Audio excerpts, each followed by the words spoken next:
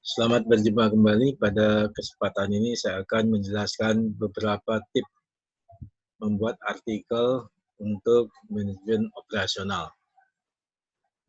Adapun di dalam manajemen operasional itu penelitiannya bisa temanya adalah tentang forecasting. Forecasting misalkan forecasting tentang penjualan, forecasting tentang produksi, forecasting tentang banyaknya customer, forecasting tentang bahan baku, ya, forecasting tentang inflasi akan datang, forecasting tentang nilai saham yang akan datang, dan sebagainya. Saya kira banyak sekali tema forecasting yang bisa dilakukan. Dan ini bisa dilakukan dengan menggunakan data sekunder. Apakah itu data sekundernya dari BPS, ya, misalkan tentang data pertanian, data pendidikan, ya, kemudian data dari kementerian-kementerian melalui websitenya, itu tersedia data sekunder yang banyak sekali. Ya. Data dari BEJ apalagi, atau BEI, Bursa Efek Indonesia, nah itu banyak sekali data sekunder, ya, data tentang perusahaan. Ya. Apakah itu tentang keuangannya atau tentang produksinya. Ya. Nah, semua itu bisa dilakukan penelitian tentang forecasting. Ya. Kemudian EOQ, Economic Order Quantity, itu yang terkait dengan manajemen persediaan. Ya. Nah, manajemen persediaan di sini bisa menyangkut tentang bahan baku. Ya. Bahan baku, misalkan bahan baku untuk membuat sablon, ya, catnya itu, ya. Kemudian bahan baku kayu untuk perusahaan yang mengerjakan pembuatan mebel. Kemudian bahan baku rotan untuk perusahaan yang mengerjakan mebel dari rotan. Kemudian bahan baku tepung untuk perusahaan yang membuat kue atau membuat makanan-makanan lainnya, ya.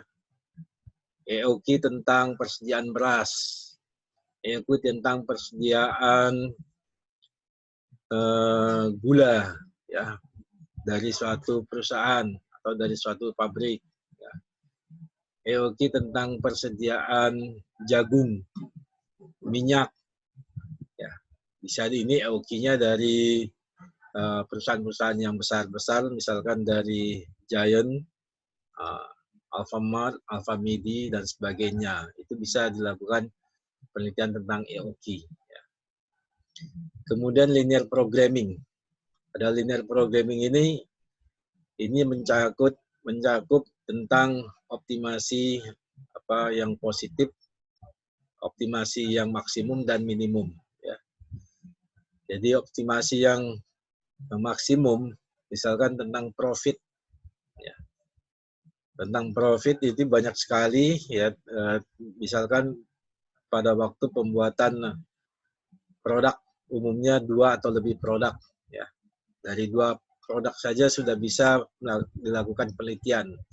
Misalkan dari pengrajin sepatu, itu membuat produk sepatu dan sandal dari kulit, ya, dan plastik yang bahan bakunya, ya. Kemudian dari bahan baku yang tersedia tersebut berapa banyak sepatu dan sandal yang bisa dihasilkan untuk mencapai profit yang maksimum. Ya.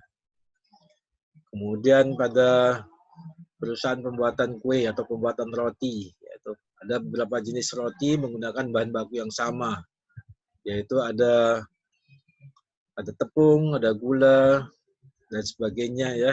Nah, itu dengan menggunakan linear programming maka dapat dihasilkan berapa banyak masing-masing roti tersebut yang harus dihasilkan sehingga keuntungannya adalah maksimum. Nah, umumnya untuk linear programming ini dan EOQ ini menggunakan data primer, ya. Data primer artinya datanya harus diambil dari perusahaan yang bersangkutan. Nah, untuk itu pengambilan datanya dengan cara mengunjungi perusahaan tersebut, ya. atau tempat penelitian tersebut, atau kalau memang sudah pernah kenal dengan pengusahanya, ya bisa melalui dengan menggunakan Google Form yang sudah dirancang untuk mengambil data apa saja yang diperlukan. Ya. Jadi bisa juga menggunakan Google Form. Ya. Asal saja sudah ada perjanjian dengan pihak perusahaan akan mengambil data yang diperlukan saja. Kemudian yang keempat adalah penugasan. Nah, penugasan ini umumnya adalah untuk meningkatkan efisiensi dan bisa juga untuk meningkatkan keuntungan atau meningkatkan penjualan. Ya, penugasan bisa jadi dalam penugasan tentang penjualan, ya, salesman-nya. Jadi penugasan salesman itu akan ke kota mana saja atau daerah mana saja, ya, sehingga akan meningkatkan pendapatan dari perusahaan atau akan meminimais dari biaya dari penugasan. Nah, untuk penugasan ini ya bisa juga dengan menggunakan data primer atau data dari simulasi. Kemudian tata letak. Tata letak ini ya umumnya adalah untuk melihat tingkat efisiensi dari suatu konfigurasi tata letak dalam produksi, baik itu produksi yang job order, yang berdasarkan umumnya dari produksi yang job order, atau dari tata letak yang mass production. Ya. Kemudian dengan demikian kalau tata letak ini umumnya kita harus mengambil datanya data primer, ya, ke tempat lokasi, ya, kemudian membawa stopwatch, kemudian membuat desain dari tata letak alternatif, ya, kemudian dilakukan pengambilan datanya. Selanjutnya adalah penentuan lokasi. Nah, penentuan lokasi ini bisa menggunakan data sekunder, ya, dari data yang tersedia di internet. Ya. Bisa dengan metode kualitatif dan metode total cost. Ya. Atau bisa juga dengan menggunakan metode stepping stone. Di mana pada metode stepping stone ini bisa dilakukan penentuan lokasi yang baru dari lokasi-lokasi yang sudah ada, ya. Misalkan lokasi yang ada itu ada 3, kemudian calon lokasi baru juga ada 3, tapi yang dipilih hanya 1, ya. Maka kita bisa membuat suatu kombinasi antara lokasi yang sudah ada 3 itu dengan 1 lokasi yang baru. Jadi 1 per 1 dihitung, ya. Nah, sehingga kita bisa nanti mendapatkan perbandingan 4 lokasi mana yang akan menjadi lokasi tempat perusahaan yang paling efisien. Kemudian masalah antrian. Nah, untuk antrian ini datanya harus lebih banyak data dari data primer, yaitu kita harus mengunjungi perusahaan atau tempat penelitian kita. Ya.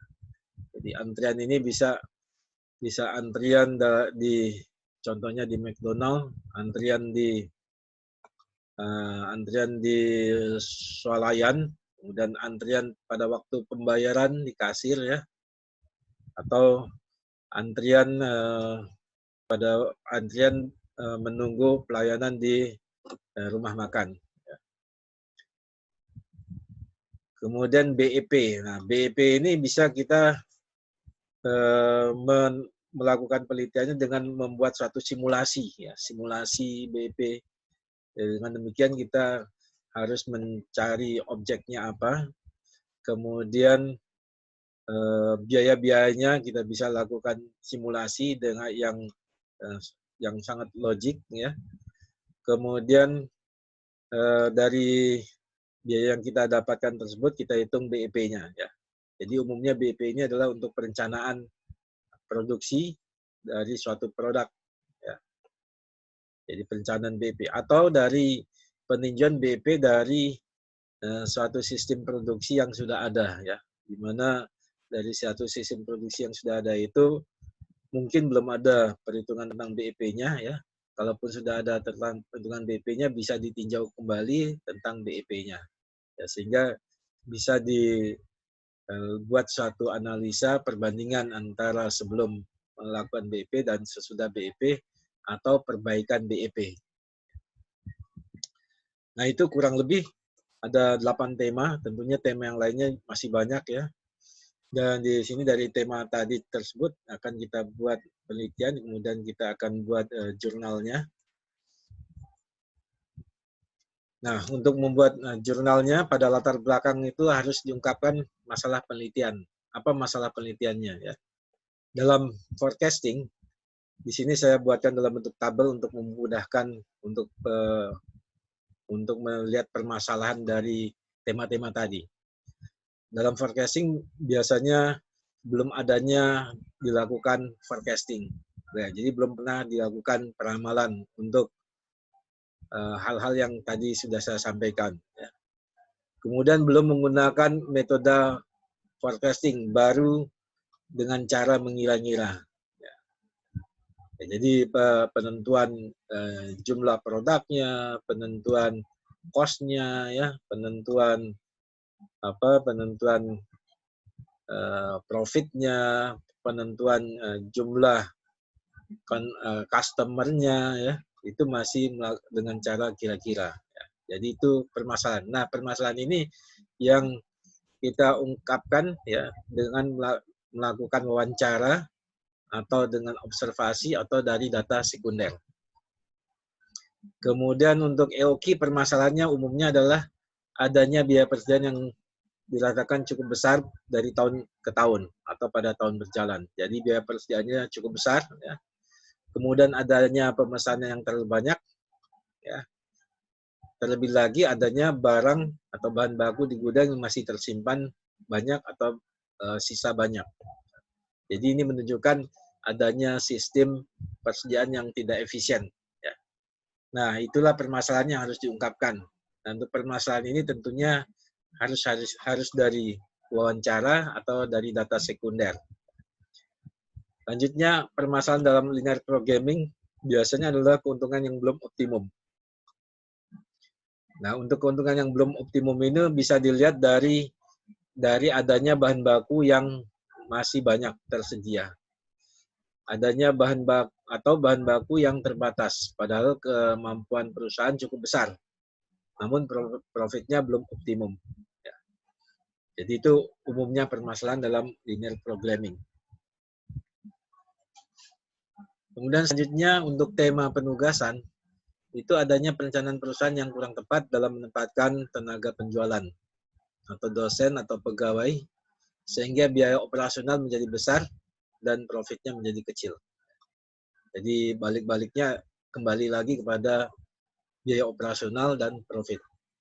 Untuk tata letak, umumnya permasalahannya adalah tingkat efisien yang rendah atau tingkat penggunaan sistem yang rendah atau idle yang tinggi atau banyak penggunaan tenaga kerja yang terlalu banyak, ya, itu menunjukkan tata letak yang tidak efisien.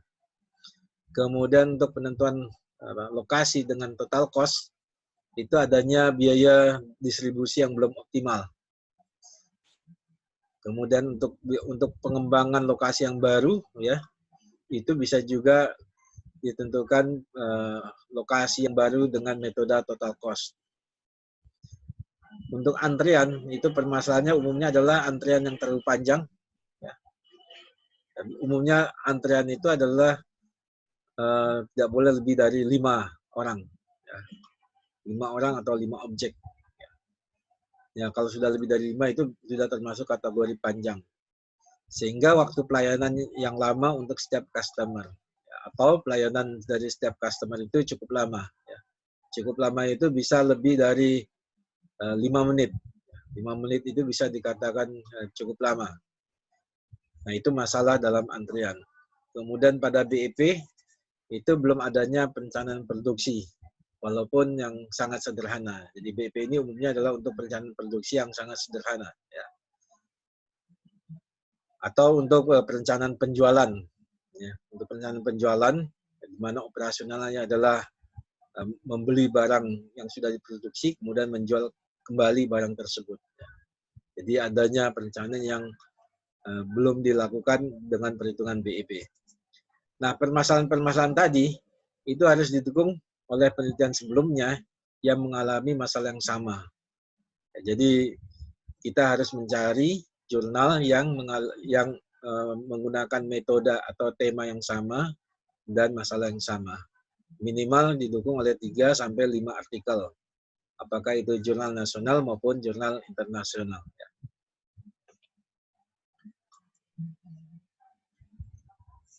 Selanjutnya pada perumusan masalah, ya untuk masing-masing tema tersebut, kita rumuskan masalahnya sebagai berikut. Jadi ini adalah acuannya yang tidak mutlak, tapi ini hanya sebagai contoh saja ya. Untuk forecasting itu perumusan masalahnya model forecasting manakah yang terbaik untuk data forecasting. Kemudian berapa jumlah yang harus diproduksi untuk periode berikutnya. Jadi modelnya dulu, kemudian berapa yang harus di forecast. Nah, pada EOQ perumusan masalahnya adalah kurang lebih apakah metode EOQ dapat menekan biaya persediaan. Berapa banyak order dalam 1 tahun. Berapakah biaya persediaan berdasarkan EOQ.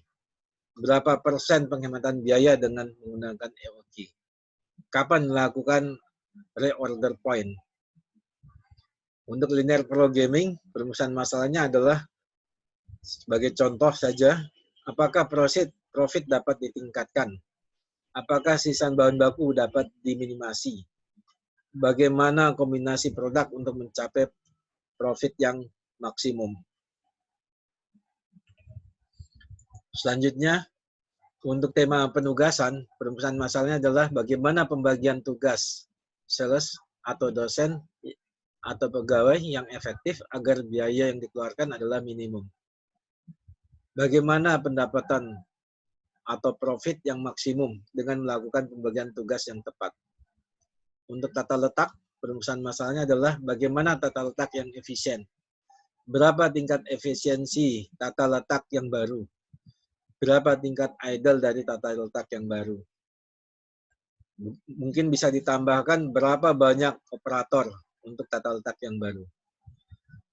Penentuan lokasi dengan metode total cost, mana calon lokasi yang terbaik, berapa total cost-nya. Itu kalau kita ingin menambah, dalam hal ini ingin menambah lokasi yang baru. Untuk tema antrian, model antrian manakah yang efektif yang dapat dilaksanakan. Berapakah lama antrian untuk sistem yang baru. Berapa banyak pelanggan dalam antrian? Berapakah utilitas dari sistem antrian yang baru? Kemudian untuk tema BEP, berapakah BEP dari penjualan produk X?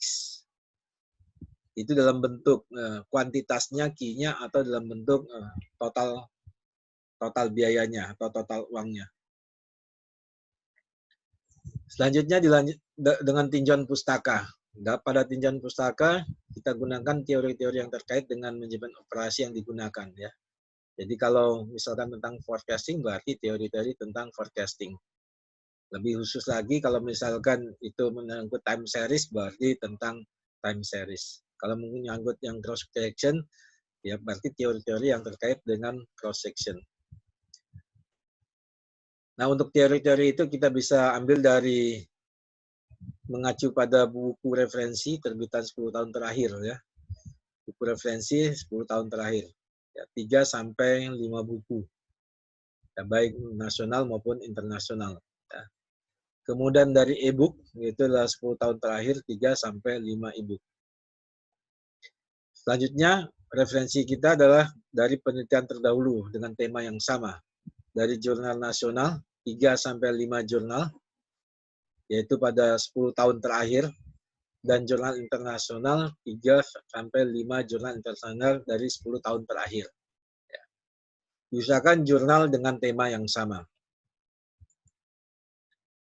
Pada hasil dan pembahasan, setelah menjelaskan hasil dari penelitian manajemen operasi, konfirmasilah hasil yang diperoleh dengan beberapa penelitian yang terdahulu, yang mendukung seluruhnya, berarti yang sama persis ya hasilnya, atau yang mendukung sebagian, ya artinya tidak sama persis hasilnya. Ya. Berarti ada kendala-kendala. Nah, jika mendukung sebagian, jelaskan di mana perbedaan penelitian ini. Konfirmasi ini boleh dari jurnal nasional, boleh dari jurnal internasional sebanyak 3 sampai 5 jurnal untuk masing-masing jurnal nasional maupun internasional. Atau lebih baik, lebih banyak, lebih baik. Ya. Jadi gunanya konfirmasi hasil penelitian ini adalah untuk menguatkan hasil penelitian yang kita lakukan. Bahwasannya hasil penelitian yang kita lakukan ini memang benar dan valid.